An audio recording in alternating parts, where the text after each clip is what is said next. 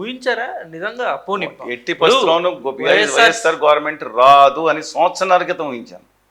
ఊహించడం అని మన మనసులో దాచుకోవడం కాదు, బహిరంగ కనీసం కొన్ని వందల వీడియోలు ఉన్నాయి. 11కి అంటే కనీసం ప్రతిపక్ష హోదా కూడా రానంత స్థాయికి పడిపోతుంది. ఎక్స్పెక్ట్ చేయలేదండి, ఖచ్చితంగా ఎక్స్పెక్ట్ చేయలేదు. లోయెస్ట్ ఒక 30 స్థానాలు వస్తాయేమో అనుకున్నాం, 40 వరకు. బట్ ల్యాండ్ టైటిలింగ్ యాక్ట్ అనేది ఎంత గట్టి ప్రభావం చూపించిందో లాస్ట్లో గేమ్ చేంజర్ అండి అది. ఉత్తర భారతీయ జనతా పార్టీ అక్కడికి వెళ్ళిన తర్వాత కూడా ప్రజలు పట్టించుకోలేదంటే it's definitely point to note. So అది చాలా కీలకమైనది. ఓడిపోవడానికి కారణాలు కూడా చాలా ఉన్నాయి, సుస్పష్టంగా ఉన్నాయి.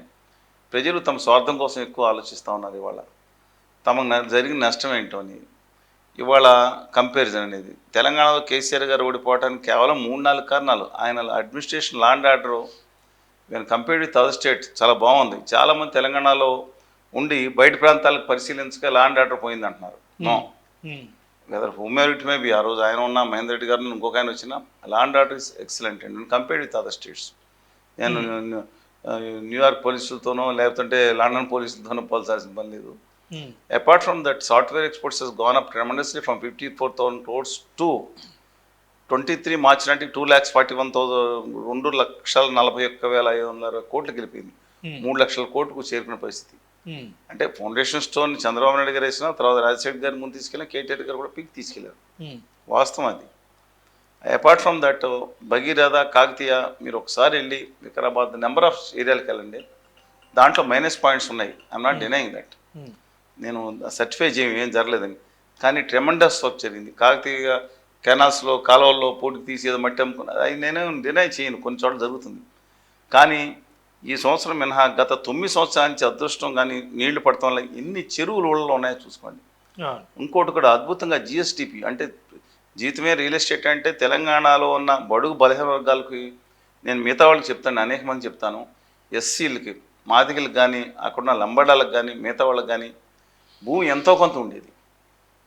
కొన్ని భూమిని అమ్ముకున్నాం. మీరు దూర ప్రాంతాలు మహబూబ్నగర్లో పల్లెలకు వెళ్ళండి, నల్గొండ తండా లోపలికి వెళ్ళి ఎంతో కొంత ఎకరం చిలకలు ఏదో భూమి ఉండేది. అది 5,000 రూపాయలు 10,000 రూపాయలు కూడా ఉండే భూమి ఇవాళ అది ఆంధ్రప్రదేశ్లో మిగతా చోట్ల దేశం పెరిగిందంటే నేను ఒప్పుకోనండి. ఇవాళ ఈ కోట్లు మీరు కూడా మీకు తెలుసు ప్రాంతాలు 20 lakhs 30 lakhs 40 lakhs రోడ్డు పక్కన ఉంటే ఎక్కడికి వెళ్ళిపోయింది. ఇది ఇవాళ సమాజంలో తన పిల్లల్ని అద్భుతంగా చదివించుకోవడానికి నేను చెప్పింది మిగతా వాళ్ళకి నచ్చపోయింది. నేను కేసీఆర్ గారిని తారీఫ్ చేయాల్సిన కూడా తారీఫ్ చేయాల్సిన పనే లేదు నాకు. ఆయన అన్న మాట ఒక తెలుగు జాతి బిడ్డలుగా మిగతా వాళ్ళని ఇంకా గుండెలు గుచ్చుకునే ఉంది మాకు. కానీ వాస్తవంగా మంచిని మంచిగా చెప్పాల్సింది, చెడుని చెడునితో చేసినప్పుడుతో అలాంటిది ఈ ట్రెమెండస్గా అది ఎలా వచ్చిందంటే ఆయన ఏం చేశాడు కాదు. ఒక ప్రాజెక్టులు వస్తున్నాయనే కానీ ఇప్పుడు నల్గొండలో ప్రాజెక్ట్ లేకపోతే తుమ్మిడెట్టిని పక్కన పెట్టి సరే అందరూ ప్లస్ మైనస్లు కూడా పక్కన పెడతాం. ఇది ఎనామస్గా డెవలప్ అయింది. అలాగే సిస్టమ్స్ ఇవాళ రైతు బంధు అనే దాన్ని మిగతా అందరికీ 100 ఎకరాలు 50 ఎకరాలకి ఇవ్వటం అనేది సరికాదు. కానీ ఇవాళ వాళ్ళు పూర్వం మిత్తికి ఎంత మిత్తి తెచ్చుకునేవాళ్ళు చాలామంది తెలంగాణ. నేను టాపిక్ డైవర్ట్ అవుతున్నాం అనుకోవద్దు, మన 2 రాష్ట్రాల సమస్యలు మాట్లాడదాం. ఎందుకంటే ఆంధ్ర రాజకీయాలకి ఇక్కడ రాజకీయాలు లింక్ ఉంది తెలంగాణకి. ఎందుకంటే నాకు తెలుగు జాతి మొత్తం కావాలనుకున్నాను, నాకు కావాలి, ఖచ్చితంగా కావాలి, మిగతా వాళ్ళ సంగతి నాకు తెలియదు.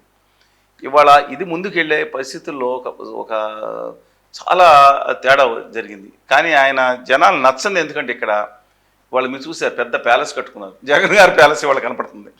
కంపారిజన్ చూడండి, అధికారం శాస్త్రం అనుకునే భ్రమల్లో ఉంటారండి.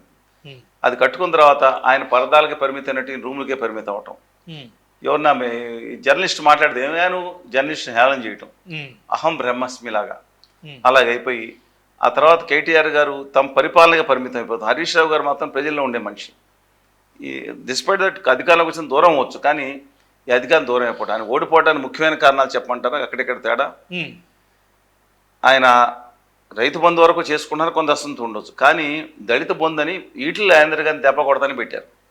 ఖచ్చితంగా చెప్తున్నాండి, అన్ని చోట్ల 10 లక్షలు ప్రతి దళిత కుటుంబానికి ఇవ్వటం సాధ్యమైనది కాదు. ప్రిస్క్రైబ్డ్ టైంలో it may take some time. దాంతో ప్రతి ఊళ్ళో అలాగే ఇదండి ఏది మన 2 బెడ్రూమ్ ఏం పడైంది ఇల్లు అని చెప్పి తెలంగాణ మూమెంట్లోనే మొదలు పెట్టారు ప్రతి తెలంగాణలో. ఆ డబుల్ బెడ్రూమ్ అని ఆశలు బాగా పనిచేశారు. అయ్యా మనకి ఇచ్చాడు, మేకని ఏడ కట్టేసుకుంటావు, అల్లుడు వస్తే దామాదు వస్తే ఏడ పెట్టుకుంటావు అని చెప్పి చాలా చక్కగా మాట్లాడిన వ్యక్తి. ఆ తర్వాత ప్రతి ఊళ్ళో 5గురికి ఇవ్వటం, కొన్ని చోట్ల ఇవ్వటం, 95 మంది వ్యతిరేకటం, దళిత బంధు ఇద్దరికి ఇవ్వటం, మిగతా వాళ్ళు వ్యతిరేకటం, నలుగురు పంచుకోండి అంటే డబ్బులు దొబ్బేసాడు అవటం.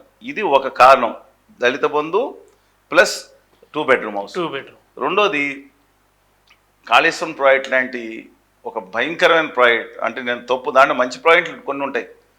ముడిహట్టి నుంచి తీసుకునేది, కాంటూర్లో తీసుకునేది, ఎల్లంపల్లి చేసుకునేది కొంచెం ఈ షేక్ హ్యాండింగ్ ప్రాజెక్టులని పెట్టి, ఆయన అదృష్టమో లేకపోతే దురదృష్టమో తెలియదు కానీ కట్టినప్పుడల్లా ఆ కడెం నేను వెళ్ళాను. కడెం కానీ శ్రీరామ్ సాగర్ కానీ 1091 ఎఫ్ఆర్ఎల్లో ఉండే శ్రీరామ్లో 1027 ఎండిడిఎల్ కాకతీయ కెనాల్ మామూలు చెప్తున్నాను, లక్ష్మీకాంత సరస్వతి ఐడియా ఉందని చెప్తాను నేను నీటిపారుదల ప్రాజెక్టు మీద. నేను విద్యాసాగర్ ఖచ్చితంగా రాష్ట్రంలో కొంత అవగాహన కానీ ఆ షేక్ హ్యాండ్ ప్రాజెక్టుల వల్ల కడెం డ్యాబు అదో స్వర్ణా నుంచి నీళ్ళు రావటం, కడెం నుంచి నీళ్ళు రావటం, ఈ ప్రాజెక్టు ఎత్తిపోసిన నీళ్ళని మళ్ళీ కింద కొట్టుకుంటాం. దీంతోపాటు అపరిమిత 1,00,000 కోట్లు 1,20,000 కోట్లకి వెళ్ళిపోవటం. దీంట్లో డబ్బు ఆయన ఎంఏఎస్కి వెళ్ళిపోయారని రావటం, నెపోటిజం రావటం. నెపోటిజం అంటే తమ అసమధీయులకే చేస్తానని రావటం. తెలంగాణలో ఉండి సాయుధ పోరాటం నుంచి వచ్చింది తెలంగాణ సాయుధ పోరాటం.